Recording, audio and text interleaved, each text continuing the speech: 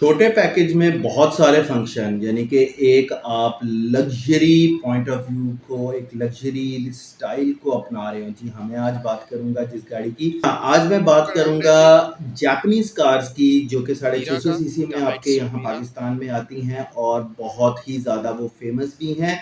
और अगर उनके गैजेट्स के पॉइंट ऑफ व्यू से बात करें तो आपकी जो प्रॉपर एक लग्जरी कार है, बल्कि मैं कहूँगा उन लग्जरी कार्स की भी लग्जरी लाइफ को ये बीट करके उससे ज़्यादा फंक्शन आपके सामने पेश करती हैं। जी हाँ, आज जिस गाड़ी का जिक्र करूँगा, जिसका मैंने अभी आपको थोड़ा सा वॉक अराउंड दिखाया, वो है डाइहात्सू मीरा।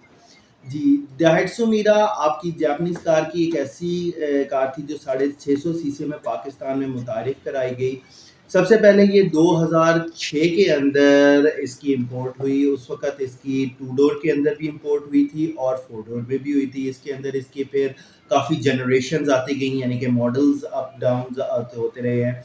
जो इस वक़्त जो आपको मैंने जिसका वॉक अराउंड दिखाया है, इस वक़्त रिसेंट मॉडल ये चल रहा है। इसके अंदर फिर फर्दर इन्होंने पहले मीरा, मीरा कस्टम और इस तरह की डिफरेंट जौन सी हैं इसकी वेरिएशंस निकाली। फिर इसके अंदर लाइट की मॉडल्स की शेप्स का डिफरेंस आना शुरू हो गया।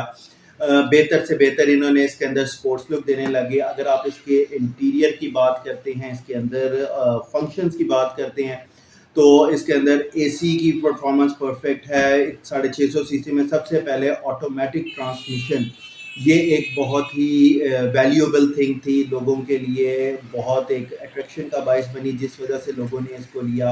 प्लस एक छोटी हैचबैक कार होने के नाते इसकी शहर के अंदर मूवमेंट और इसकी हर जगह आना जाना बहुत आसान रहा। इसकी अगेन जो रेल टेल है, इसकी जो मेंटेनेंस है, वो भी बहुत ज़्यादा महंगी नहीं की गई। नंबर 2, इसका जो सबसे बड़ा फीचर जो लोगों को पसंद आया कि फ्यूल एवरेज के पॉइंट ऑफ व्यू से ये बहुत ही इकोनॉमिकल चीज़ समझी जाने लगी।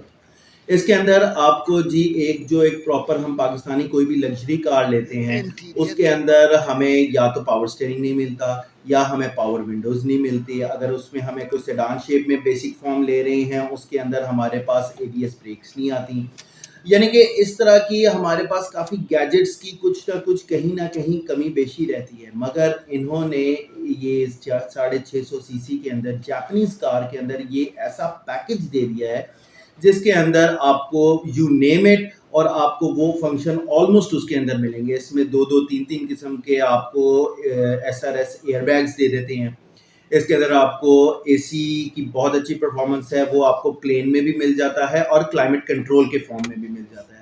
इसके साथ साथ अगर आप इसके मीटर की बात करें तो इसमें एनालॉग मीटर भी मिल जाता है, डिजिटल मीटर भी मिल जाता है, with all specifications and all different functions, जो उसके अंदर आपको प्रॉपर इंजन चेक लाइट से लेकर ईच एंड एवरीथिंग आपके सामने शो हो रही होती है। इसके बाद अगर हम नेक्स्ट बात करें तो इसमें स्टार्ट के अंदर तो ऑब्वियसली की एंट्री आई थी, और अब जो जो एडवांसमेंट और इसमें अपग्रेडेशन आती गई, तो अब इसके अंदर लास्ट हम कीलेस एंट्री तक पहुंच गए। फिर इसमें सादा इंजन भी आए, इसमें फिर इको आइडल इंजन भी आए और इकोनॉमिकल इंजन और हो गए। यानी कि ऑलरेडी सादा इंजन अगर आपको 13, 14, 15 की एवरेज शहर के अंदर दे रहे थे, उसके अंदर उन्होंने एक इको आइडल का फंक्शन ऐसा डाल दिया कि जब आपकी गाड़ी कहीं इशारे पे रुकती है, किसी सिग्नल लाइट पे रुकती है, तो वो ऑटोमेटिकली आइडल फॉर्म में चली जाती है। यानी कि वो बैटरी के ऊपर निकल जाएगी और आपको वो सिर्फ मोटर के ऊपर निकल जाएगी और आपकी जो एक एवरेज है वो और बेहतर हो जाएगी। तो उन्होंने इस एवरेज को बढ़ा के 16-17 तक भी ले गए। तो इस पॉइंट ऑफ व्यू से बात करें तो इसके अंदर ABS brake, anti lock braking system का पूरा सिस्टम दे दिया। एक छोटी सी गाड़ी में एबीएस ब्रेक, जो हमारी अभी भी जो बेसिक बड़ी गाड़ियां हैं उसके अंदर भी ये चीज़, जब तक उसका हम top of the line variant लाने उस वक्त तक वो भी नहीं आता। सो उस पॉइंट ऑफ व्यू से फिर इसके अंदर अगर मैं बात करूं, जिस तरह मैंने आपको बताया कि 2006 से ऑनवर्ड्स ये हमारे पास आ रही हैं, इसकी अब डिफरेंट शेप्स हो चुकी हैं। इसमें एक मीरा आती है, एक मीरा कस्टम आती है। उसमें इन्होंने डिफरेंस क्या दिया कि कस्टम जो सी है, कस्टम मींस के उसके अंदर इसकी स्पोर्ट्स लुक आ जाती है।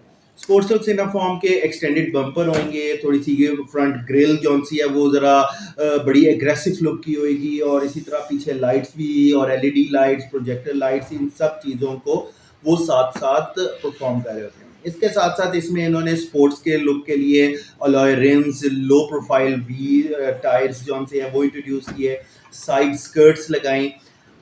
आम मीरा में और मीरा कस्टम में ऑब्वियसली रोड क्लियरेंस का थोड़ा सा डिफरेंस है।